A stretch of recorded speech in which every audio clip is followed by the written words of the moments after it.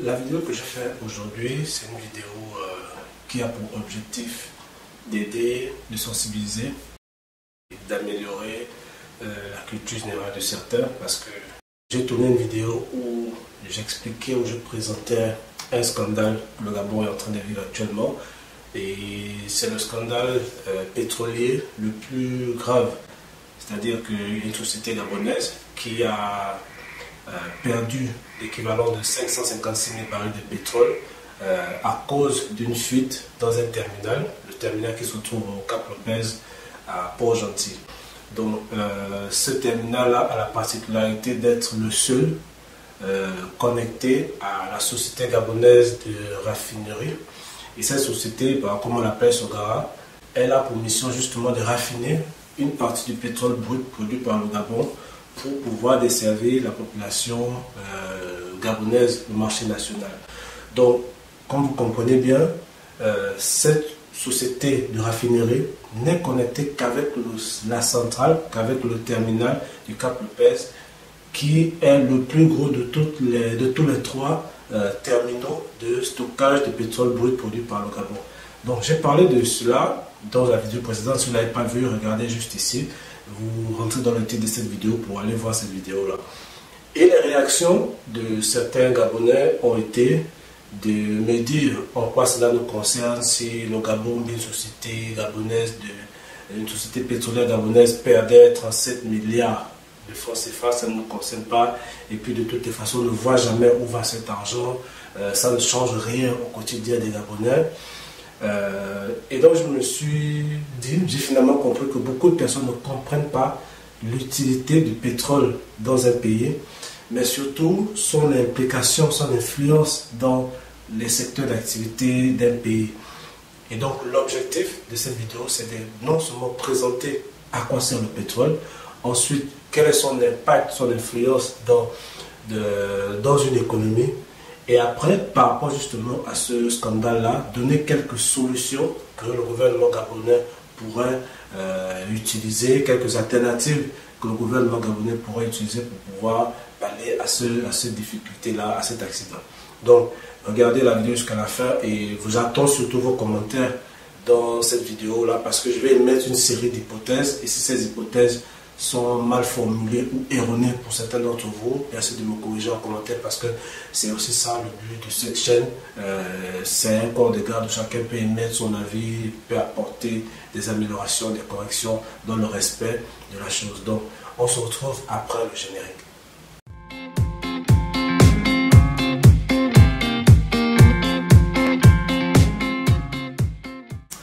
Salut à toi, j'espère que tu te portes bien. Si tu me découvres dans cette vidéo, je suis Alpha Obian, promoteur de placement financier. Je suis gabonais et je fais également dans la promotion des entrepreneurs locaux afin de vous présenter leurs activités, leur parcours pour que cela puisse vous inspirer. Sur cette chaîne, on parle d'entrepreneuriat, d'investissement, d'éducation financière. Et quand j'ai le temps aussi d'être en déplacement, je partage mes séjours hors de Libreville.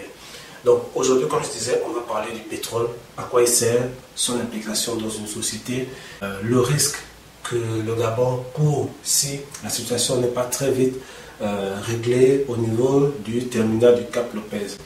Alors déjà, à quoi sert le pétrole? Il faut comprendre que le pétrole est une ressource dont aucun pays ne peut se passer. Aucun pays sur Terre, que ce soit en Afrique, que ce soit en Europe, que ce soit aux États-Unis, en Asie, en Australie, peu importe où vous voulez, aucun pays ne peut se passer du pétrole. Parce que justement, le pétrole sert à créer plusieurs produits dérivés.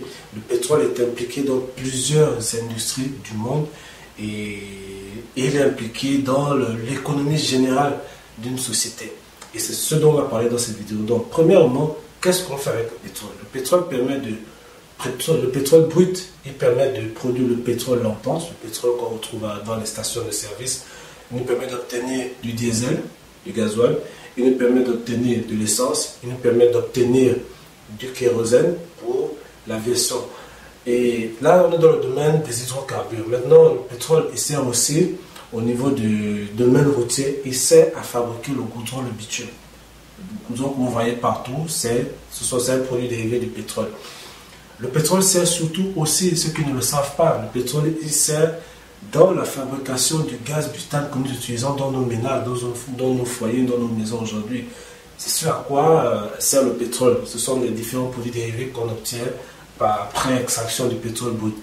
Donc à partir seulement de ce moment-là, lorsqu'on est très malin, on comprend tout de suite que le pétrole, on ne peut pas blaguer avec lorsque un pays comme le Gabon est actuellement en cessation de production depuis le 28 avril, jour auquel l'incident a eu lieu au Cap Lopez.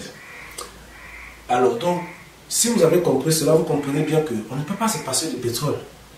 Et la première raison pour laquelle on peut se passer du pétrole, c'est qu'après avoir fabriqué ou obtenu ces hydrocarbures, notamment le gasoil et l'essence, vous comprenez tout de suite que c'est ce gasoil et l'essence qui permet le transport des êtres humains, le déplacement des êtres humains, le déplacement des marchandises et surtout le fonctionnement de plusieurs usines dans différents secteurs d'activité. Donc, si le pays ne produit plus le brut et que la Sodara ne peut plus être ravitaillée, donc ne peut plus raffiner, nos stations de service ne pourront plus être ravitaillées. Dès qu'on a compris ça, quel est l'impact, quels sont les secteurs d'activité qui seront tout de suite menacés et influencés par rapport à cet arrêt de production de pétrole brut. Premièrement, l'industrie du pétrole lui-même. L'industrie du pétrole lui-même est tout de suite menacée parce que le Gabon est un pays où le PIB est réalisé grâce aux recettes, 30 à 40% du PIB du Gabon est réalisé grâce aux recettes pétrolières. Donc, si le Gabon cesse de produire du pétrole, les recettes justement pétrolières vont drastiquement diminuer. Et tout va dépendre de combien de temps va durer cet incident, le temps que la société en question, Urenco, mettra pour pouvoir nettoyer ce site-là. Absence ou arrêt des travaux, cessation de production de pétrole brut, incapacité des entreprises pétrolières à vendre le pétrole brut, incapacité à la société de raffinerie à raffiner le pétrole, incapacité aux stations de service, sociétés de distribution d'hydrocarbures à distribuer du carburant. Et s'il n'y a pas de carburant, on ne pourra plus se déplacer ni en taxi, ni en véhicule personnel. J'espère que vous avez compris à ce niveau. Sachant que cette industrie de pétrole emploie des milliers de Gabonais. Ce sont des emplois qui sont menacés, ce sont des salaires qui sont menacés. Donc il ne faut pas dire que le pétrole ne sert à rien. Ça c'est le premier secteur d'activité. Le deuxième secteur d'activité qui est menacé par cette capacité aux sociétés pétrolières de produire du pétrole, c'est le secteur des mines. Aujourd'hui, on a une société qui est la Comilog. Donc, c'est la compagnie minière de Logoué. Cette Comilog-là est aujourd'hui la première entreprise gabonaise en termes de chiffre d'affaires. C'est aussi la première entreprise du monde en termes de capacité d'extraction et de vente de manganèse en haute teneur. Je dis bien première entreprise mondiale, pas première entreprise nationale ou africaine, mondiale. Donc cette entreprise aujourd'hui, elle embauche pratiquement 4500 employés. Et cette entreprise, pour fonctionner, on fait dans l'extraction des minéraux. Ce qu'il faut comprendre que les machines qui permettent d'extraire le minerai fonctionnent avec du carburant, que ce soit de l'essence, que ce soit du gasoil. C'est ce carburant qui permet à ces machines d'extraire le manganèse. Si ces entreprises ne sont plus ravitaillées en carburant, les machines ne peuvent pas tourner. Et si les machines ne peuvent pas tourner, pas d'extraction, pas de produits à vendre. Mais avant d'arriver au niveau de la vente, ce manganèse, il est transporté des gisements vers l'usine au sud du Gabon et ensuite acheminé vers la ville de Libreville. Sachant que tous les trains de Gabon aujourd'hui, que ce soit des trains marchandises, que ce soit des trains de transport de personnes, tous fonctionnent avec du gasoil, avec du diesel. Donc si même les trains qui permettent de faire transiter ce minéral-là ne peuvent pas être ravitaillés, c'est la catastrophe. Je ne parle même pas au niveau des emplois. Donc il faut comprendre que c'est une affaire très sérieuse. On vient au troisième secteur d'activité qui est aussi important parmi les autres, c'est le secteur bois. Le Gabon aujourd'hui recense plusieurs entreprises nationales et internationales qui font dans l'abattage de bois, dans la transformation de bois localement et qui emploient des milliers de Gabonais comme toujours. Mais cet abattage de bois, cette coupe de bois, s'est fait encore une fois avec des machines qui ont besoin de carburant. Hormis l'abattage du bois, on a aussi le transport de bois depuis les sites forestiers. Donc, s'il n'y a pas de carburant pour alimenter les machines pour l'abattage et pas de carburant pour le transport de ce bois, il n'y a pas de recette dans le domaine du bois et surtout pas de revenus ou des caisses pour pouvoir payer les salaires de ses employés. Voici comment les choses sont faites. On ne va pas rentrer dans les détails parce qu'à partir de là, quelqu'un de très malin a compris combien de fois le pétrole est très important.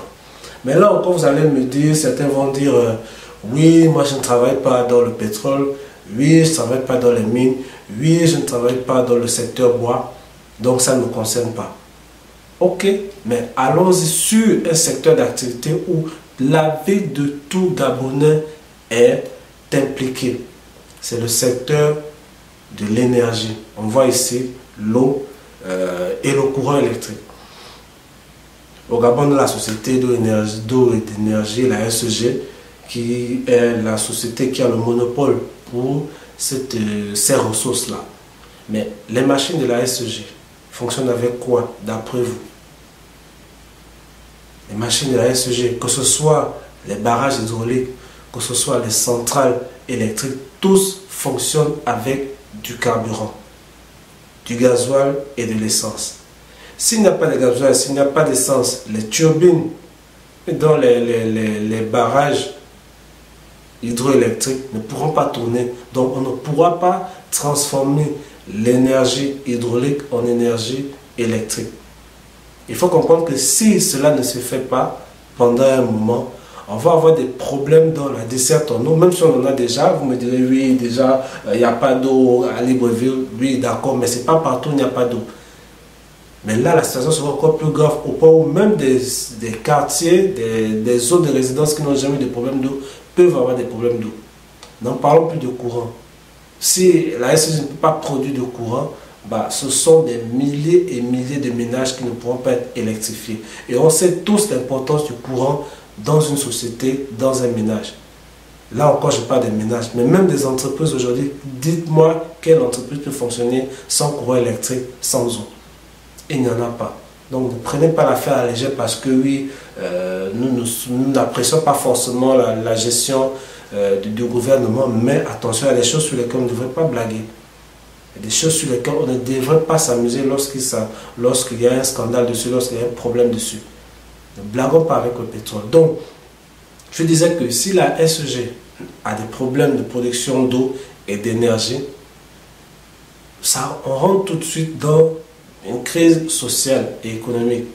Parce que des entreprises ne pourront pas fonctionner, les gens ne pourront plus faire taxer, les gens ne pourront plus conserver leurs aliments dans les congélateurs et frigos, les gens ne pourront plus regarder leur télé, les gens ne pourront plus charger leur téléphone, leurs appareils. C'est très grave. Vraiment, ne blaguez pas avec ça. On rentre dans un secteur général qui est l'administration publique et privée. Voilà.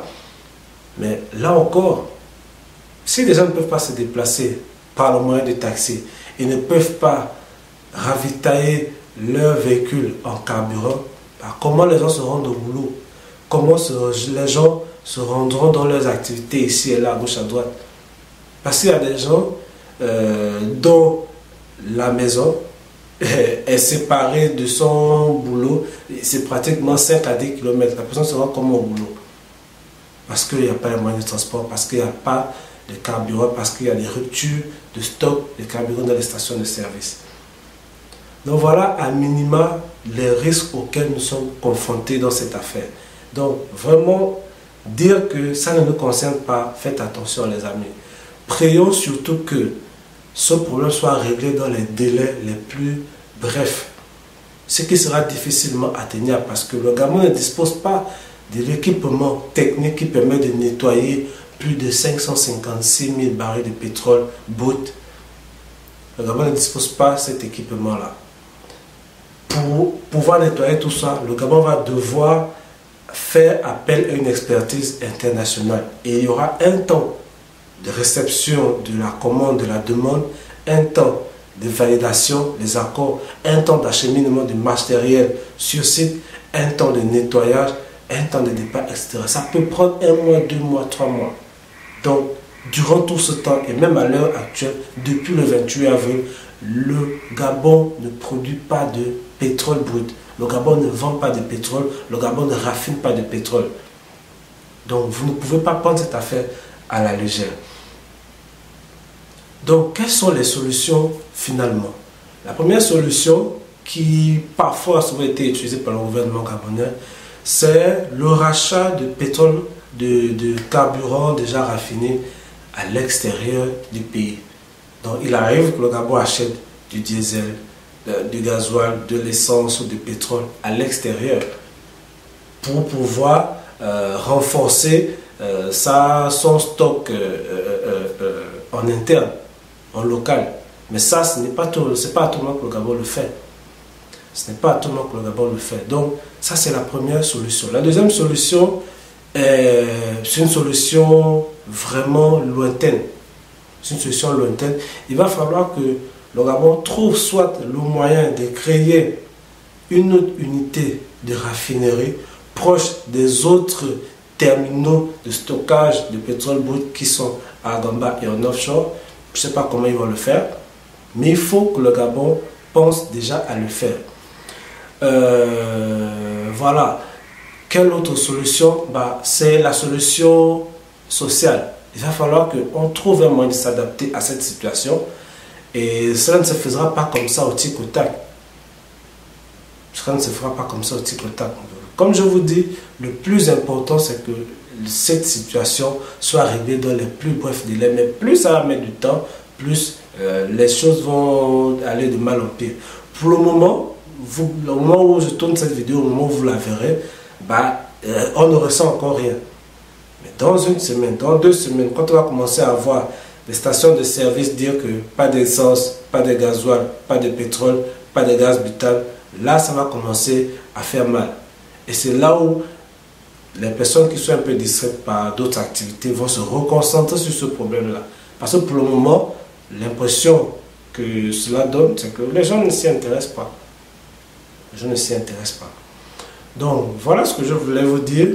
Et dites-moi en commentaire si je me trompe quelque part. Si la vidéo vous a plu, likez, partagez à ceux-là qui banalisent tout. Partagez à ces personnes qui prennent tout à la légère. Partagez la vidéo aux personnes qui estiment que ce type de problème ne les concerne pas. Donc, j'espère vous avoir nombreux en commentaire. Bienvenue aux nouveaux sur la chaîne, parce que j'ai vu qu'entre-temps, beaucoup de personnes ont rejoint la chaîne. Merci aussi de me dire de quel pays vous venez, et puis on fera connaissance ensemble. Allez, c'est parti, on se retrouve dans la prochaine vidéo. Portez-vous bien, ciao.